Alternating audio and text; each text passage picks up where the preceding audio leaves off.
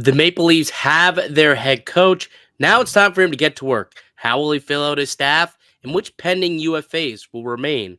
We get into all of that and more on today's edition of the Locked On Leafs podcast, part of the Locked On Podcast Network. It's your team every day.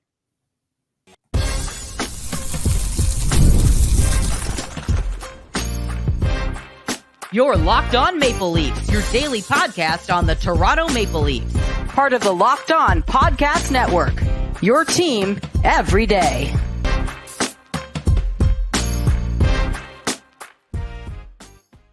Hello and welcome into the Locked On Leafs podcast, a daily Maple Leaf-centric podcast hosted by myself, Mike DiStefano, and my co-host, Dave Morassutti. Today's episode is brought to you by Indeed. There is no I in team, but there is one in Indeed, and that's the hiring platform you need to build yours. Start hiring now with $75 sponsored job credit to upgrade your job post at Indeed.com/lockedon. Terms and conditions apply. Need to hire? You need Indeed. What's going on, Dave? How you feeling on a hump day? Feeling pretty good. I know you're still battling a little bit of something. The worst sleep of my life last night. I was waking up probably every 30 minutes with a cough. So, it wasn't a great sleep on my end, but it's all good. We're gonna power through it once again. I got some OJ, trying to get some vitamin C in me. I got my halls right next to me as well. So we're trying, man. We're gonna do our best. So Craig Berube, now the head coach of the Toronto Maple Leafs. I think what we want to do today is kind of go through, the current Maple Leafs staff and maybe see, who Berube could potentially retain under his staff, and is there anybody out there that he would potentially want to bring into Toronto that we've heard. There's been a report of a couple of guys who Toronto might be interested in bringing in, or Berube rather might be interested in bringing into the fold. So we'll get into all that. We'll look at some of the UFAs and RFAs this offseason.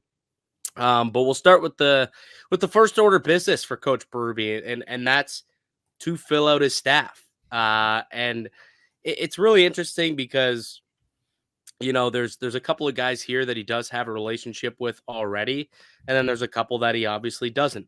So, how do you think this all plays out? I think, look, he mentioned Mike Van Ryn, who he had a relationship back with his time in St. Louis. That's someone I'm sure he's going to look closely at and see if he feels that's going to be a fit. I imagine it probably would be, just because of that prior relationship. I don't think Guy Boucher. I'm just trying to think off the top of my head. I don't think they've ever really crossed paths. So he's probably one I'm wondering will be around much longer. Yeah, especially after going 1 for 21 in the power play in round one. I don't think there's an appetite to keep him around. No, and there could be some other assistant coaches that around the league that would be interested in that Toronto money too. So I think that'll play a big factor in terms of who the assistants are as well. Curious what would happen with Manny Malhotra, because I know he's still on the staff, but he's seen his role kind of change a little bit since the last couple of years, right? He was prevalent on the bench as the PK guy, and then that sort of changed a little bit there. So he's one I'm very curious about. He was, I don't know why, when he was originally brought in here, he was given power play duties, and I never understood it. I'm like, this dude was a mastermind penalty killer, and then he comes to Toronto, and they're like, oh, you're going to run the power play. What? It didn't make a whole lot of sense to me. I guess maybe, because he knows the penalty kill so well, he knows, how to break down a penalty kill. So maybe that's why they thought he could run a power play really well. But to your point, his role has really diminished over the last few seasons. So I'd be surprised if he's someone that they retain. I think, there's some good things that Manny Malhotra has been able to do. I know that wherever he is, when he was in Vancouver and then when he came over to Toronto, his teams have always been top face-off teams.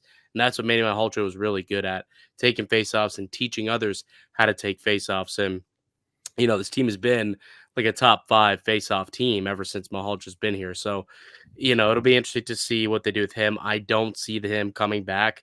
Mike Van Ryn, I do think there's a strong possibility that they retain his services. Dean Chenoweth is kind of the interesting one for me, because I think that he is a good coach, and he came from Rod Brindamore's coaching tree, and obviously Rod Brindamore is a really good head coach, and you just want other people in the room that know and think the game on an intellectual level, and Dean Chenoweth seems to do that, obviously.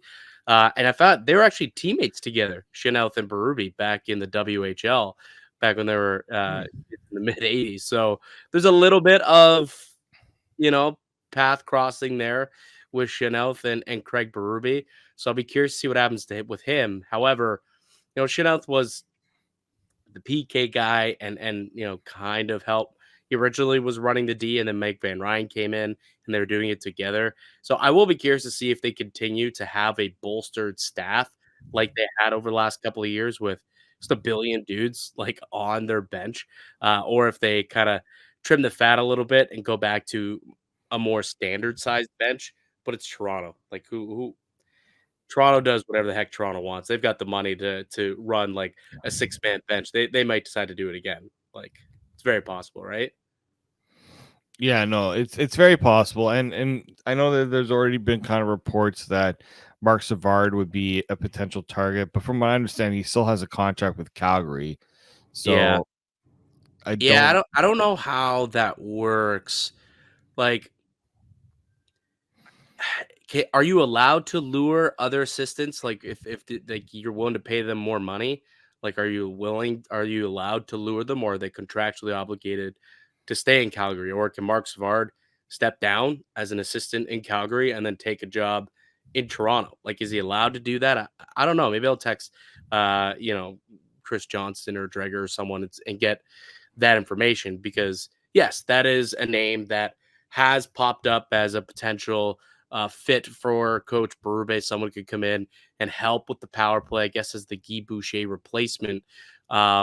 He was with Coach Berube back in 2019-20 for a couple of years. But back in 1920, St. Louis had the third best power play that season with Coach Berube, with Mark Savard under him. So, it's very possible that they could look at that and see if it is possible to bring him in. Again, I don't know the ins and outs of whether or not coaches are contractually obligated to like finish their contracts with the team, or if they can bounce somewhere for more money. Like I don't know. I guess we'll have to figure that out. But if that is a possibility, I mean, Toronto will throw as much money as they want at Mark Savard to bring him in. And it's not like Calgary. I mean, of all teams, it had to be the Flames. Like we already know there's a little bit of animosity, bad blood potentially between these two organizations right now with the whole Brad True-Living thing.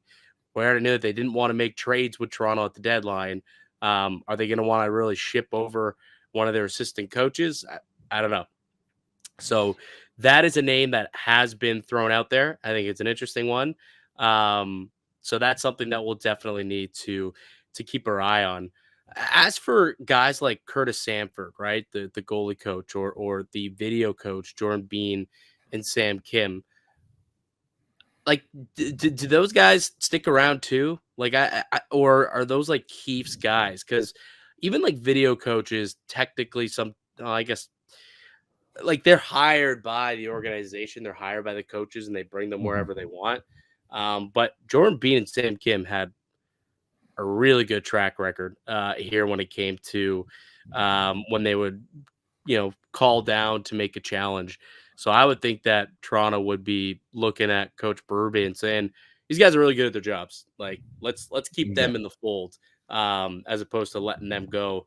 But Berube might want to bring in some guys who, he's had in the past. Like that's what coaches like to do. They like to surround themselves, be comfortable with people who they know and they trust. So it'll be interesting to see what happens there from a video coach perspective. But as for Curtis Sanford, that's one where I'm not totally sure how things are going to play out with the goalie coach.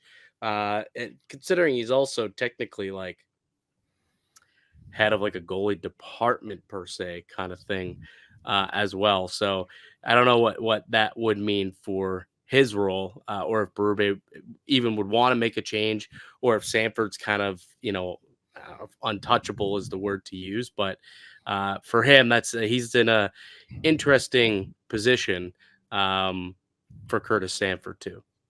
I think in terms of what they've done, I think those coaches should stick around. And I think that's something Brad Treliving is going to make apparent to Craig Berube is you've got really guys who have a track record from last year that did really good things. Look at Curtis Sanford. He helped turn Ilya Samsonov season around.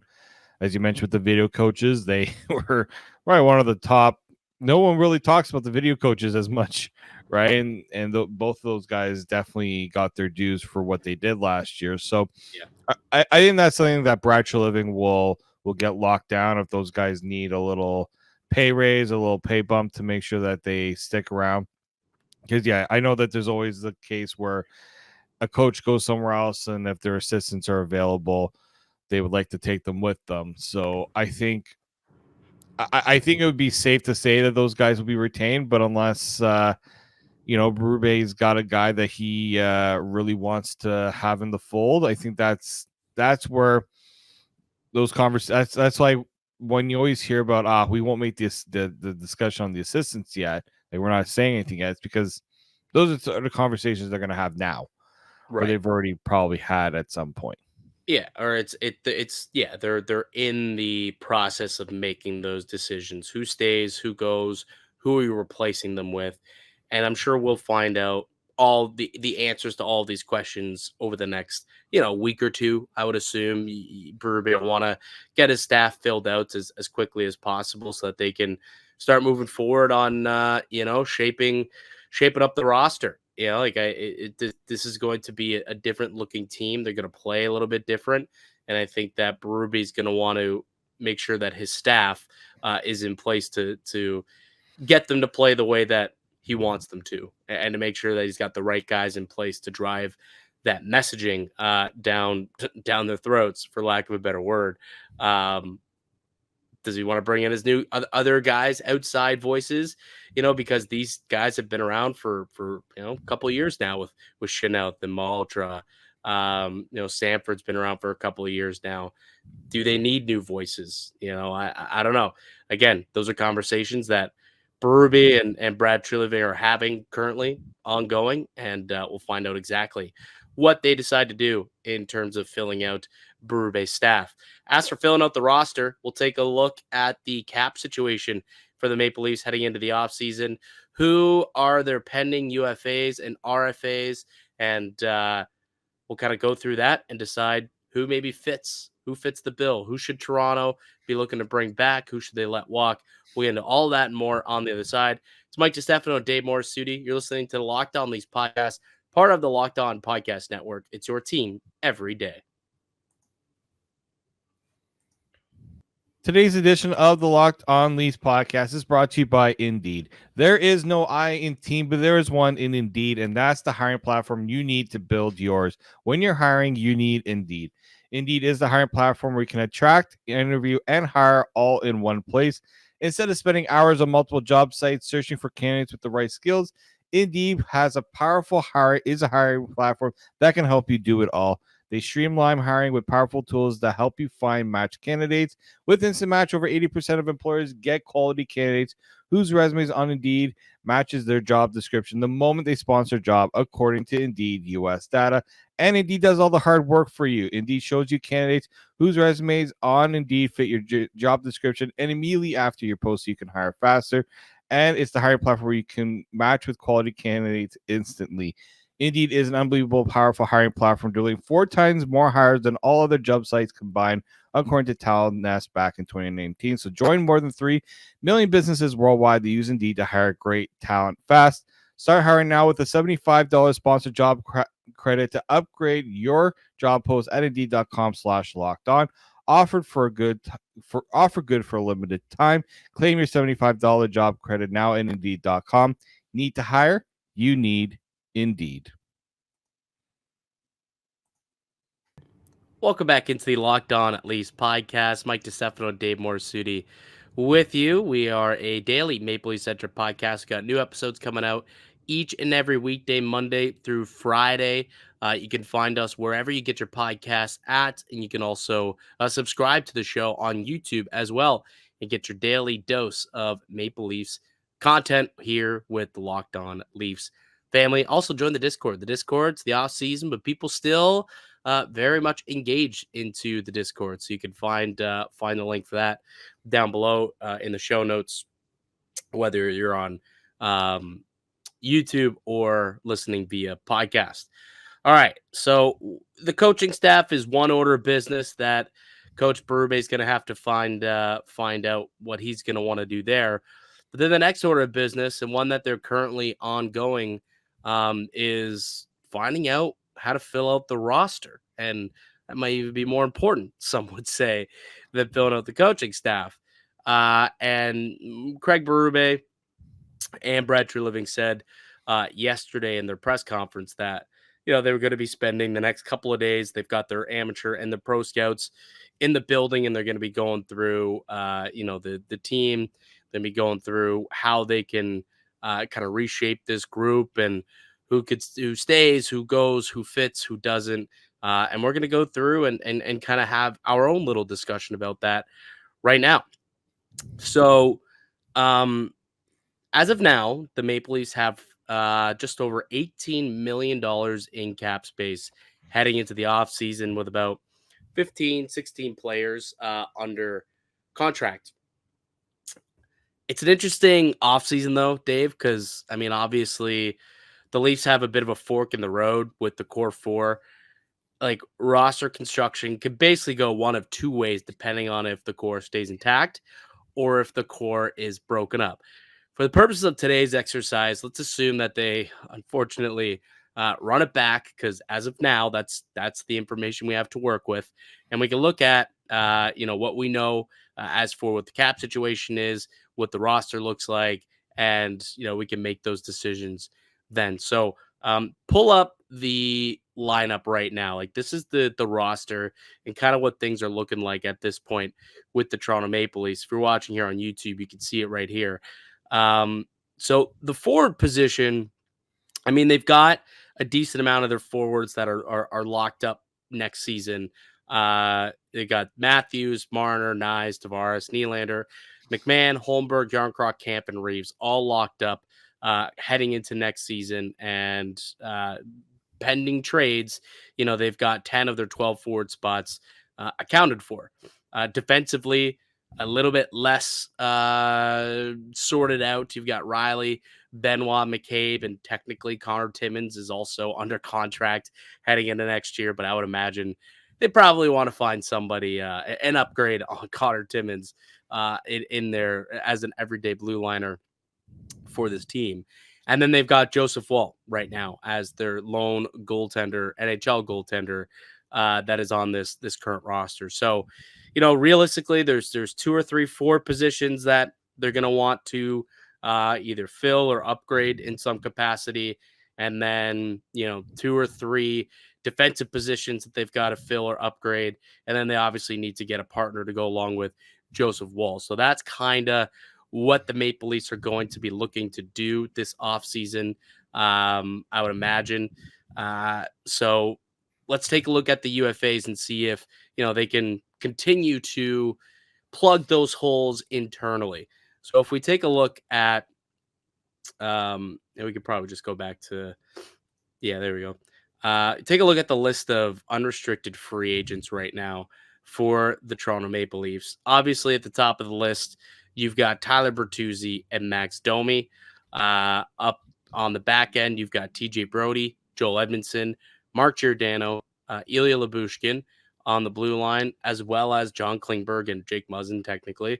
And they've got Ilya Samsonov, Martin Jones, and technically Matt Murray, also pending unrestricted free agent for the Toronto Maple Leafs. Of that group, Dave, are there any that you think the Leafs are going to have a level of urgency to bring back here? I think Max Domi would probably be one. if you're looking at a player that's going to play the way that I think Craig Berube wants to play, I think Domi is one of them. North south, yeah, he's not the biggest guy, but he doesn't play like a small player at all. Likes to get his nose dirty, right? Do the right thing. So I think the fit there also on the top line felt seamless when he eventually got up there. And then ability to fill in at center when they needed it. I think that's a very useful tool to have if you're Max Domi, and a good selling feature to the new coach. So But what's that? What do you think that contract looks like? okay, so he made 3 last year. I think if you look even at a modest pay bump, you're looking in about the $3.5 to $4 million range per year. He's going to want some term, right? This is someone that hasn't had security. I mean, this is what his fourth team in his last 3 years, because he technically was traded. He's been around the block, right? Been around the block. So I think the Leafs if the Leafs would be interested in bringing Domi back, and considering he's not old, relatively, he's in his prime right now, you could try to offer him like a 4 year deal. He may want to try to get to 5, but I think like the 3 to 4 years is probably where you're looking at, in and about that $3.5 to $4 million range. That's what I would offer, and I think that's what the Leafs could be comfortable offering. Yeah, maybe three times 375. I think that's probably a contract that we'd all be happy with. I mean, if it takes $4 million to get it done, maybe you stretch it to $4 million. Like for stretching it, and I understand that he's done some good things, but at the same time you're cap strapped. You can't just give everybody a raise. Right, exactly. So what about Bertuzzi then? Like, is Bertuzzi a guy you're gonna let walk in that case? Because I'd assume you're not gonna quite literally run it back with the same forward group. There's got to be some sort of turnover there. So Bertuzzi, yeah, like he made 5.5. I don't see him taking less, because why would he? Right? No, he's gonna want again. He's someone else that last year took the 1 year better on himself deal to go out and get a multi-year deal. I know he liked playing in Toronto, liked being in Toronto, but the money has to make sense. The Leafs just can't afford to give everybody, like what I saw with Matthew Nyes and what I saw with oh my God, why am I blanking on the name right now? What I saw with McMahon, with Bob McMahon, shows that you could get some younger guys to fill some of that, what Bertuzzi did last year, and that maybe you take what you would give to Bertuzzi and put it towards the back end, which is where you really need a lot of help. Yeah. I'm totally here for that argument. Speaking of the back end, let's take a break. Let's come back and let's look at that back end, the guys who are pending UFAs, and see, all right, who could possibly be returning and who you willing to cut bait with. So we'll do that on the other side. You're listening to the Locked On Leafs podcast, part of the Locked On Podcast Network. It's your team every day.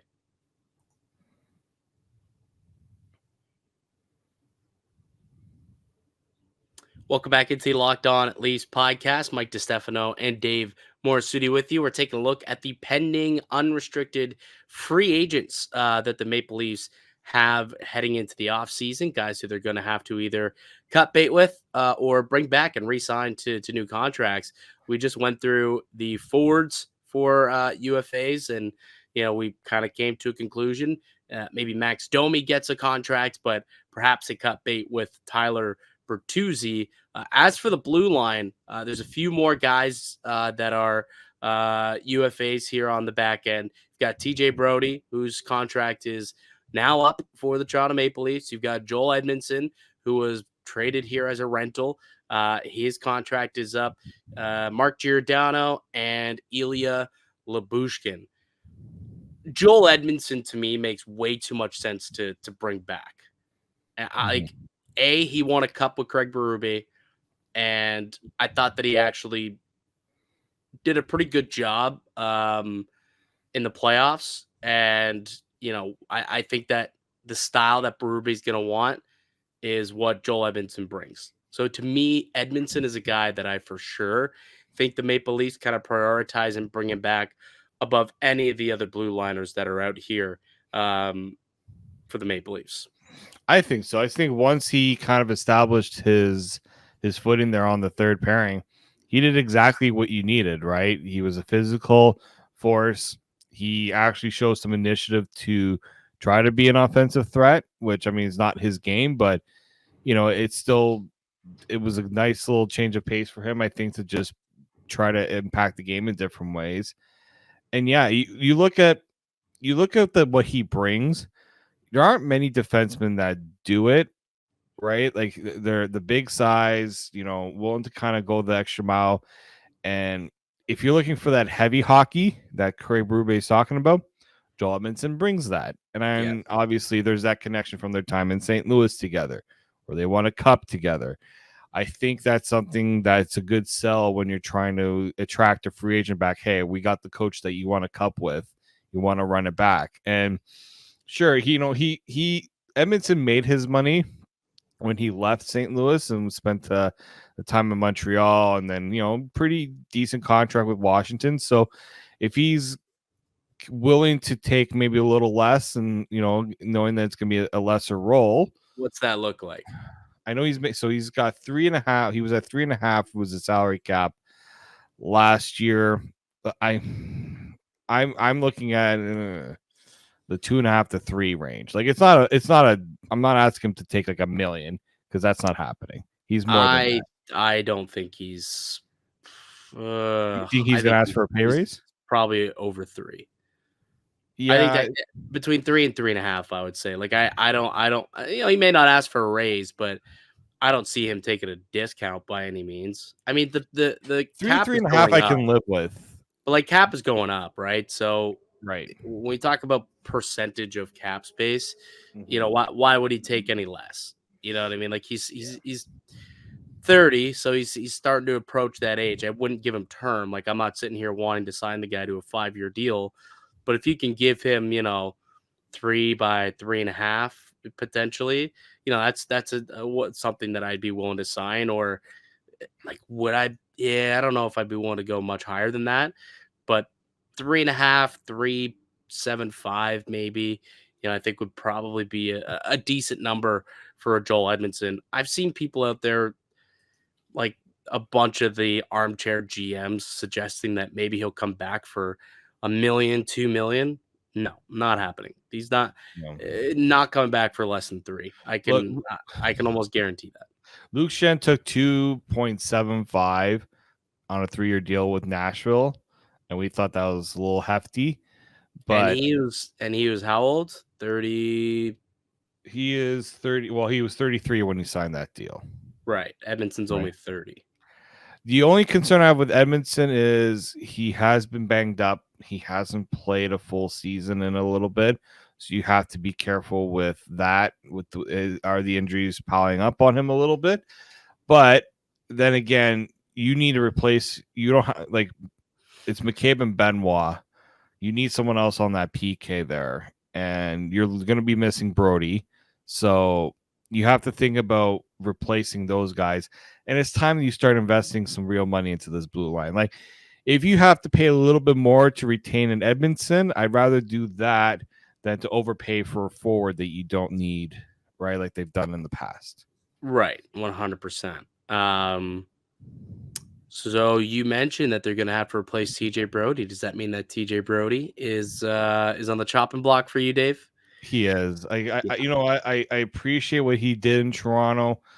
I know some people are saying, well, maybe he'll take a discount to stay in Toronto because he's from here. Why would he? He was out of the lineup. Yeah. Like, what discount? Like, is he going to come back and play for league minimum? Because that's the only thing that I would want my 7th defenseman playing. Yeah, I know. Like, to me, let another team go and make a big pitch for him. It's not even the money, as you said. It's his role, right? Will he fit in a Craig Berube style of play? Because he's not exactly the most physical player, and he's all about positioning and things like that, and it didn't work for him last year. You could tell that he was struggling a lot. I know he has some things going on off the ice as well. The foot speed's not quite there anymore. He wasn't skating as well as he had been earlier in his career, and earlier with his time in Toronto. And, when you're half a second late to a puck, it's tough. That gives you half a second less to make your next move. And by then, I mean, this is the National Hockey League. Like, the forecheck's on you, and then it's turnover, pucks in the back of the net. How many times did that happen? Way too many. Don't need to see it next year. Thanks for coming out, Broads. It was a great, 4 or 5 years here in Toronto? But I think that's it. I think that is it for the TJ Brodie era in And look, Brad Treliving already let him walk once. I think there's a good chance he will let it happen again. Thank you for your time. For what he signed for, I did not have the expectation that he was going to be a top pairing defenseman for as long as he was. Up until this year, he was this. You could argue he was the team's most important defenseman. Was he the best? No, I guess Riley technically would be the best defenseman.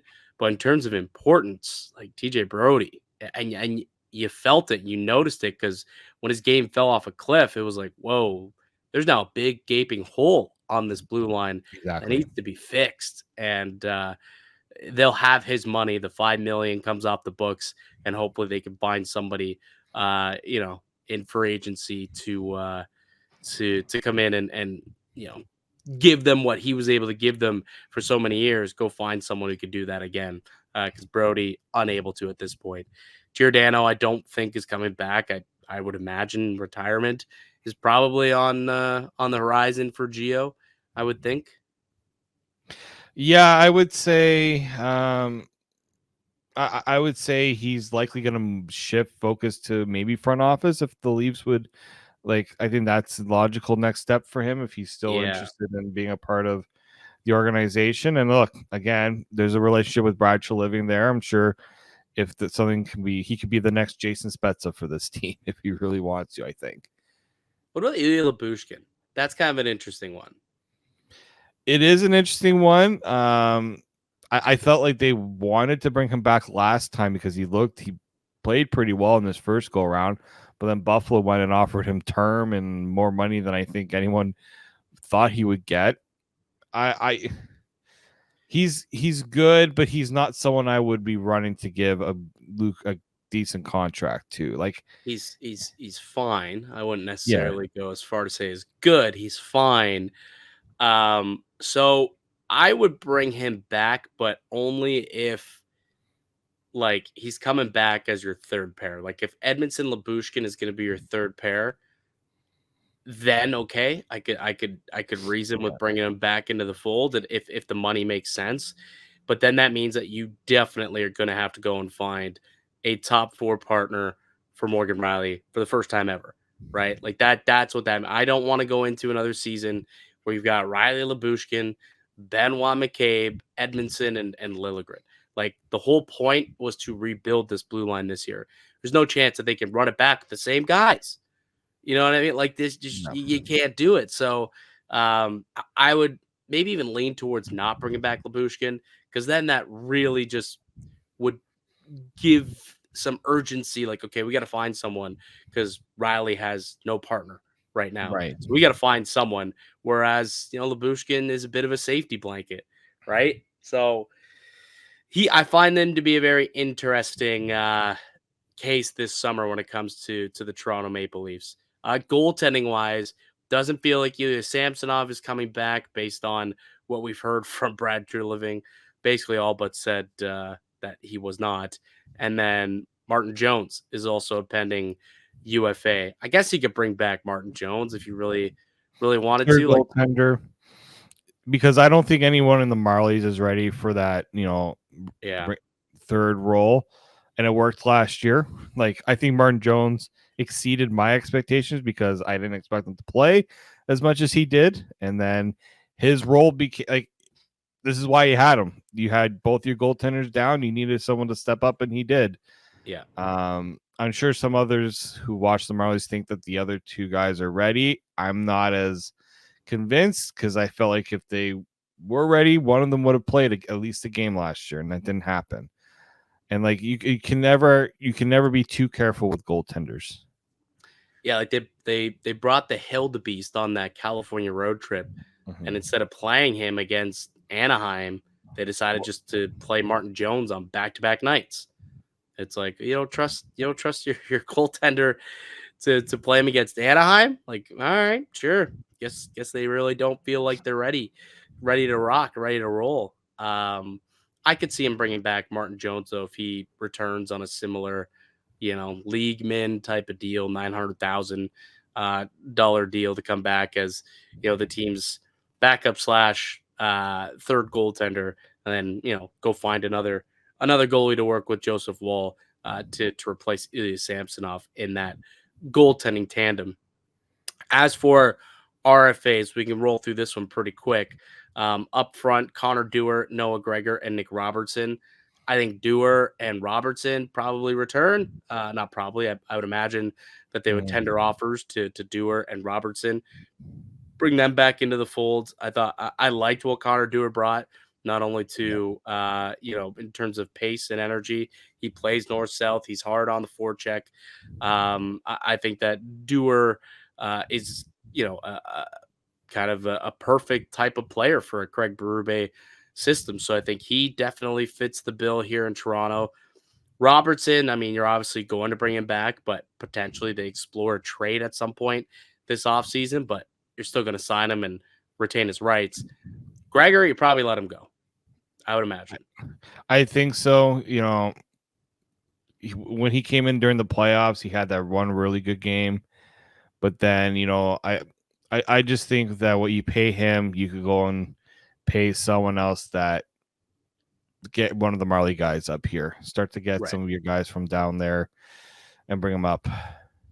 And then Timothy Liljegren is also an RFA. What does a Liljegren contract look like? What do you make? 1.4 this year? Like, he's going to be looking for a pay bump off that. But, like, how much more could you be looking to give Timmy Lils? Like, he, again, a guy who wasn't necessarily a mainstay in this lineup come playoff time ever. Wasn't the most physical player. Not sure he's a Berube guy. He was an old regime player as well, drafted by, the old regime, not by Brad Treliving. They retain him, I do believe, but I don't know if they look at him as a long-term solution here. Him and Robertson are kind of in a similar mold, in my opinion. Mm-hmm. Yeah, I think. I mean, how much can you expect to pay raise a guy that in the playoffs was like in and out a little bit there, right? They weren't willing to give him, and they tried him in the top four. It didn't really work. He's in kind of the no man's land here. It's just unfortunate because we're talking about the need of that right hand shot defenseman, and like you got one right there. It never really worked out the way the development didn't really work out that way. Is he someone that, sorry, go ahead. Does the front office say, look, maybe under a new voice they can get him going again, and maybe he bridges himself for a year to get himself a chance to just give both sides a chance to see what goes on, if they can get something out of it. Yeah, I think a 1 year just kind of re-up them, and let's see what happens next year thing for sure. I think both parties would want to do that. I almost wonder if too, like, they may just non-tender this guy and just make him a free agent. Like, it'll cost them $1.4 million to tender him. So, are you willing to pay Liljegren $1.4 million? I don't know. That might be a conversation that they might be having. Like, if he's not going to be in your starting lineup, like if we take a look at the thing that we had earlier, we're taking a look at it right now. Like, if we add Edmundson and he's on this lineup, and then you add another defenseman, like, I guess he's your third pair guy. But if you add Lyubushkin, but don't you want someone who's maybe kind of better than him? Like, I don't know. I don't know if Timothy Liljegren is a guy who they see with a long-term future here in Toronto. Yeah, I would like to give him one more year to see if he can carve out a role, because again, you always have a hard time finding good right-hand shot defensemen, I would just like to. I would like to see him at least try, or at least if you're just saying that he's not the guy for you, trade him, get something, even anything back for him, right? Because I think just letting him go wouldn't be the right move. I think so yeah, I'm curious to see what Brad Chilving thinks about Liljegren and what Craig Berube thinks about Timothy Liljegren too. Is he willing to work with him and see if you can get more out of him? All right, Dave. I think that'll wrap it up for today. That'll do it for us here today in the podcast. I'd like to thank you all for listening and supporting the show. You can subscribe to the Locked On Leafs podcast on all platforms and receive daily Leafs content. Follow myself on X at Mickey_Canuck. Follow Dave at D_Morassutti, and follow the show as well at Locked On Leafs. We'll be back with another episode for you guys tomorrow. But until then, keep it locked right here on Locked On Leafs.